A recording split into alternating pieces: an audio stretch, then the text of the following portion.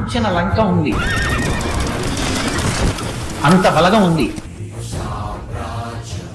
అంత గొప్ప సుఖాలు అనుభవించాడు.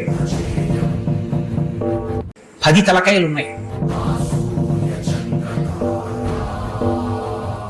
గొప్ప తపస్సు ఉంది, ఈశ్వరుడి యొక్క అనుగ్రహాన్ని పొందాడు, పరమేశ్వరుణ్ణి సాకారంగా దర్శనం చేశాడు, పుష్పక విమానం ఎక్కి ప్రపంచమంతా తిరిగాడు.